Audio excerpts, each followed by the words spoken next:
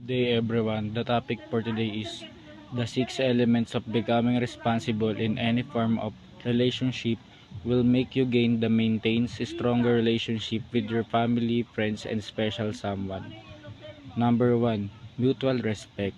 Lack of respect obviously brings people to an unpleasant environment and push people from respecting one another and themselves too.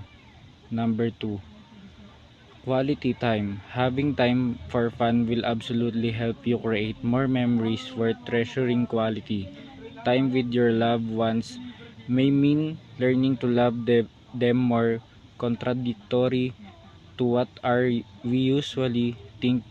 It is not the quantity of time you spend with your loved ones that matter, but the quality you spend with them. For example, having a minute of a heartwarming talk or making fond memories with your kids that is more valuable having a whole day of arguing with them.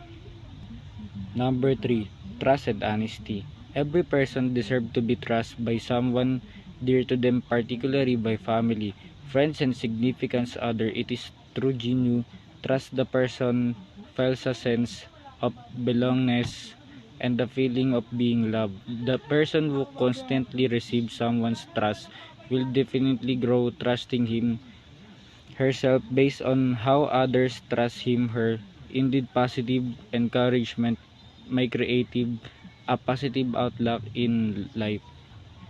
Number 4, well communicated love. Means of showing well communicated love may seem to be very simple for everyone, but in reality it requires a lot of effort. It is not easy to constantly cheering someone up when you yourself are having a hard time. That thing so can make your action look so genuine and worthy of being cherished. Number 5, reliability and security. Each one of us dearly loves to have somebody whom we can depend on, the who will guarantee to protect us from any harm or trouble of any circumstance. This virtue teaches everyone that value of recognizing someone's imperfection, that she is ready to extend him to this person. This act of kindness definitely foretells a sense of connection, security, and relief.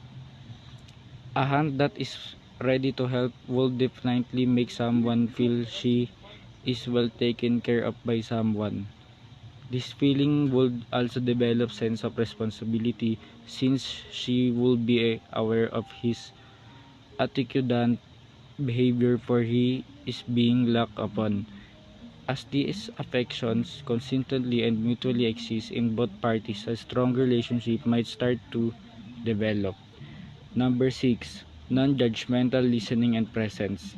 If we desire to have a stronger relationship with anyone, we should have the characteristic of a good listener. Being a good listener helps one to become a good advisor, for she could easily discern piece of advice that could alleviate someone's feelings. After sharing true thoughts and experience to someone close to you, you will definitely feel unburned, as if a heavy stone was lifted from your chest.